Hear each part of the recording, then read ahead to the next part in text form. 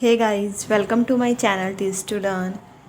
जैसा कि आपको पता है, हमने क्लास 8th का chapter number 8 force and pressure start किया है और प्रीवियस वीडियो में हमने कॉन्टैक्ट फोर्स क्या होती हैं उसके बारे में स्टडी किया था। अगर आपने अभी तक इस चैप्टर या प्रीवियस चैप्टर्स की वीडियोस नहीं देखी हैं तो डिस्क्रिप्शन में दिए गए लिंक से आप उन्हें देख सकते हैं। आज की वीडियो में हम बात करेंगे नॉन कॉन्टैक्ट फोर्सेस के बारे में। कॉन्टैक्ट फोर्सेस कौन से होते हैं, थोड़ा रिवाइज कर लेते हैं कि वो फोर्सेस जो जब एक दूसरे के कांटेक्ट में आती हैं तब वो एक्ट करती हैं। तो ऐसी फोर्सेस को हमने क्या कहा था? Contact force. आज हम बात करेंगे नॉन कांटेक्ट फोर्सेस। तो आप इसे आइडिया लगा सकते हैं कि कांटेक्ट में दो बॉडीज़ का आपस में कांटेक्ट में आना ज़रूरी था, तभी उन पे फोर्स लग रही थी। बट नॉन कांटेक्ट ऐसी फोर्स हो जाएगी जिसमें दो बॉडीज़ अगर आपस में कांटेक्ट में ना भी आए फिर भी उन पे फोर्स लगेगी। तो ये आपको लगेगा कि ऐसे कैसे फोर्स लग रही है। तो चलिए आज की वीडियो में हम अलग अलग तरह के फोर्स देखेंगे कि ऐसी कौन सी नॉन कांटेक्ट फोर्सेस हैं जो बिना एक दूसरे के कांटेक्ट में आए ही एक दूसरे के बॉडी के ऊपर, वन ऑब्जेक्ट दूसरे ऑब्जेक्ट के ऊपर फोर्स एक्सर्ट करता है।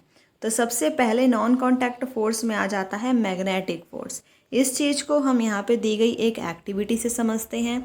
इस एक्टिविटी के लिए हमें क्या चाहिए? एक बार मैग्नेट चाहिए, पेयर ऑफ बार मैग्नेट ले लेना है।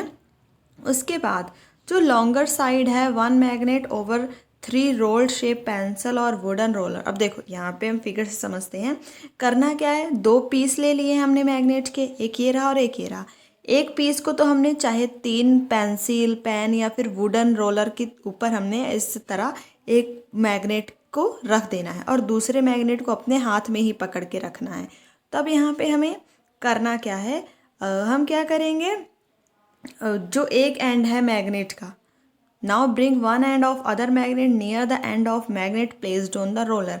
अब इस रोलर के ऊपर मैग्नेट प्लेस्ड है, इस रोलर के ऊपर जो मैग्नेट प्लेस्ड है उसको, जो हमने अपने हाथ में मैग्नेट रखा है उसको इस रोलर वाले मैग्नेट के पास, जो रोलर के ऊपर रखा है उसके पास हमने लेके आना है।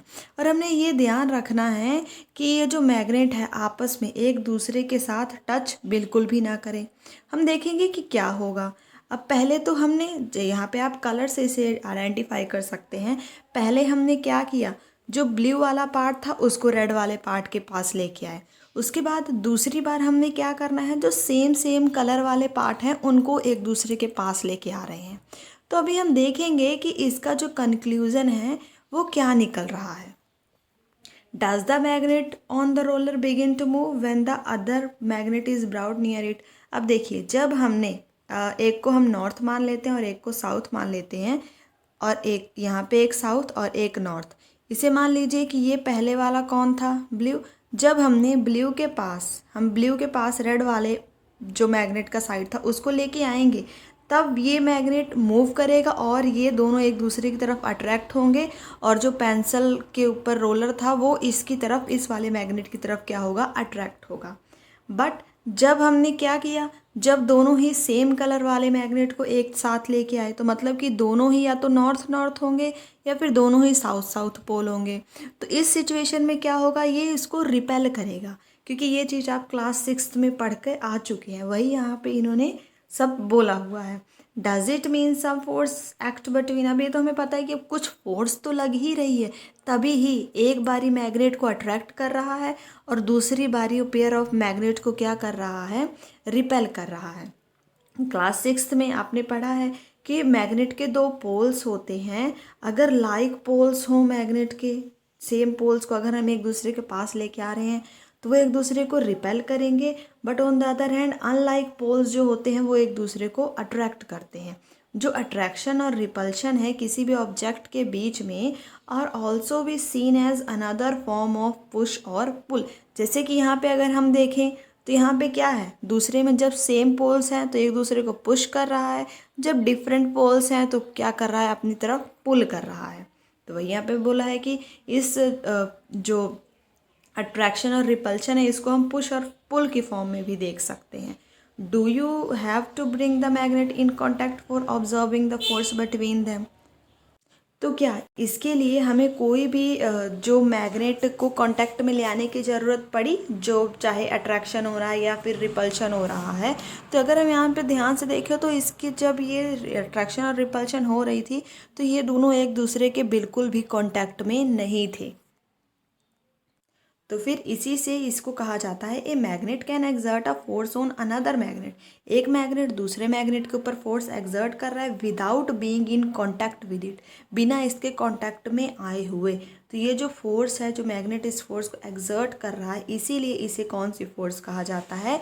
नॉन कांटेक्ट फोर्स, क्योंकि ये एक दूसरे के ऊपर फोर्स तो एक्सर्ट कर रहे हैं but without being in contact with each other, that's why it is called non contact force.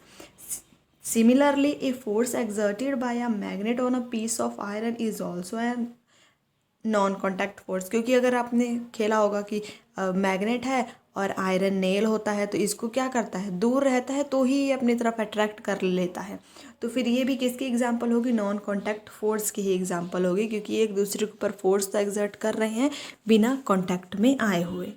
अब नेक्स्ट है हमारे पास नॉन कॉन्टैक्ट फोर्स ही है, उसी के अंडर है कि एक और नॉन कॉन्टैक्ट फोर्स होती है जो कि क्या है? Electrostatic force.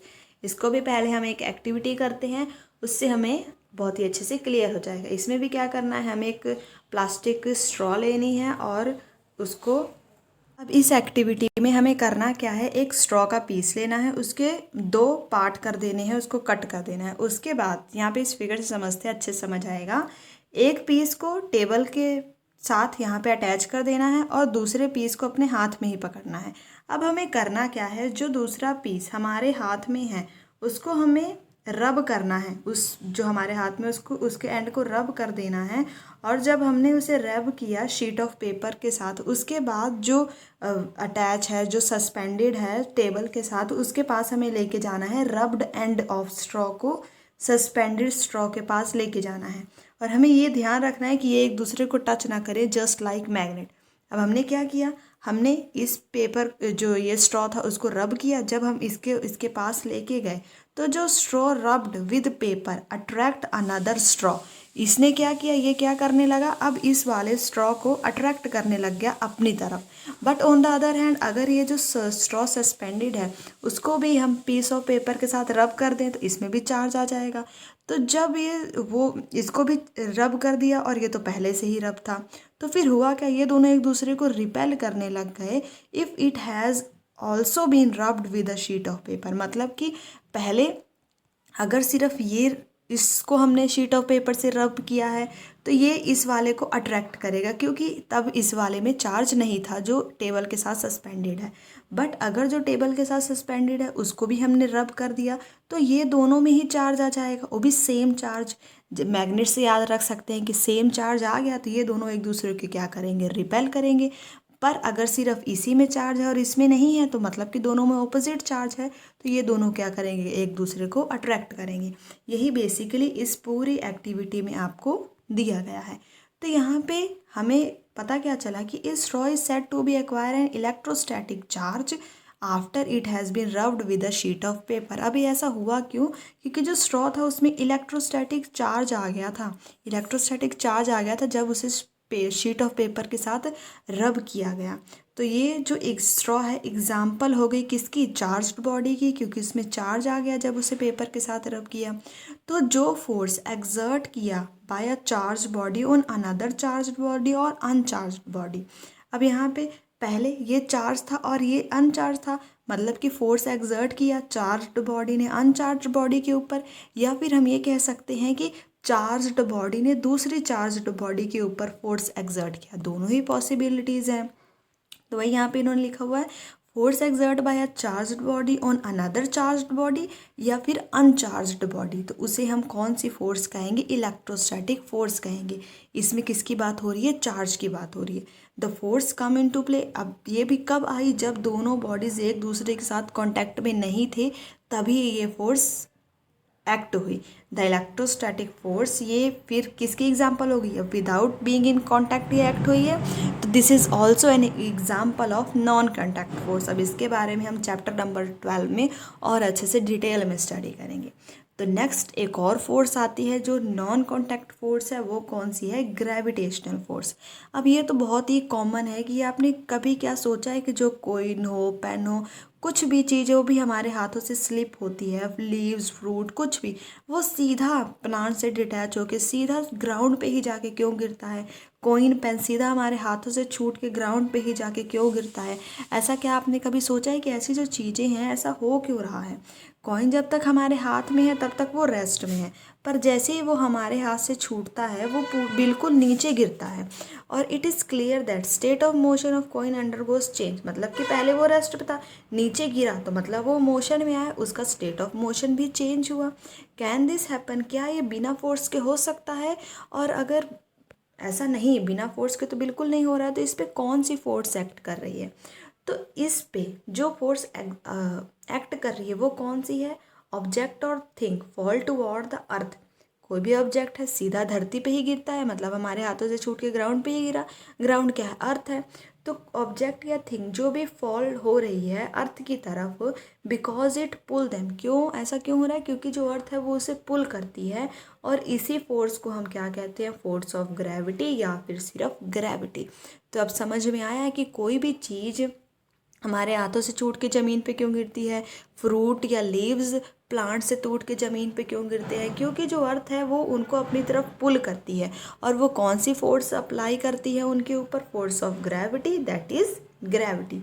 ये कौन सी फोर्स है? अट्रैक्टिव फोर्स है। ये हमेशा अट्रैक्ट ही करती है। जैसे अभी बाकियों में हमने देखा इलेक्ट्रोस्टैटिक और दूसरा, वो अट्रैक्टिव और रिपल्सिव दोनों था, बट जो ग्रेविटी है it is an attractive force. The force of gravity ये सभी ऑब्जेक्ट पे एक्ट करती है, और ये हम सभी के ऊपर एक्ट करती रहती है ये फोर्स ऑफ ग्रेविटी, चाहे हमें पता चले या फिर ना चले, चाहे हम इसके बारे में अवेयर रहें या फिर ना रहें। तो अब हम इससे क्या पता चला कि जो फोर्स ऑफ ग्रेविटी है, मतलब जो अर्थ हमारे ऊपर फोर्स लगा रही है, उसके बारे में हमें पता रहे या ना रहे वो हम पे लगती ही रहती है। यही कारण है कि हम धरती पे चलते हैं। क्योंकि आपने सुना होगा कि चांद पे लोग उड़ते क्यों हैं? क्योंकि वहाँ पे जो ग्रेविटी है चांद की वो बहुत कम होती है। चांद जो है वो इंसान हो या फिर कोई भी सामान हो उसको अपनी तरफ अट्रैक्ट कम कर पाता है एज़ कंपैरिजन टू अर्थ। और अब जो अर्थ है उसकी तो ग्रेविटी ज़्यादा है, जिसके कारण हम आराम से धरती पे चल पाते हैं। Water begins to flow. अब यहाँ पे कुछ एग्जांपल्स दी हुई हैं कि जैसे कि जो जब हम टैप ओपन करते हैं तो जो पानी है सीधा नीचे ही क्यों आता है? This is because of gravity. जो रिवर्स में वाटर फ्लो हो रहा है वो यहाँ से, जैसे रिवर है, सीधा पानी नीचे ही क्यों आ रहा है, ऊपर क्यों नहीं जा रहा? This is also because of gravity. तो यहाँ से आपको पूछा जा सकता है कि ये चीज़ें जो हो रही हैं इसका कारण क्या है, तो आप बता सकते हैं this is because of gravity, क्योंकि फोर्स ऑफ ग्रेविटी इन सभी ऑब्जेक्ट्स के ऊपर लग रही है। यही कारण है कि चाहे टैप से पानी खोल रहे हैं तो भी वो नीचे आ रहा है। जब रिवर से पानी गिर रहा है तो वो भी डाउनवर्ड क्यों आ रहा है? This is due to force of gravity. अब यहाँ पे हमें कुछ नोट दिया हुआ है वो पढ़ लेते हैं कि जो ग्रेविटी है ये किसकी प्रॉपर्टी है? सिर्फ अर्थ की प्रॉपर्टी नहीं है।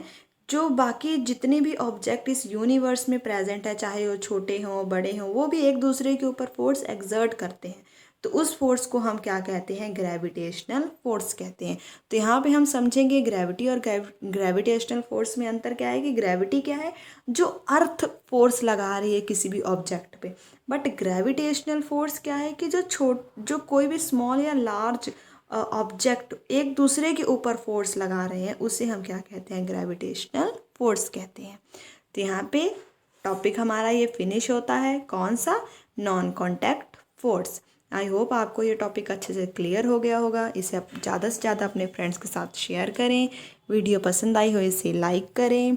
चैनल को सब्सक्राइब करना ना भूलें। Thanks for watching.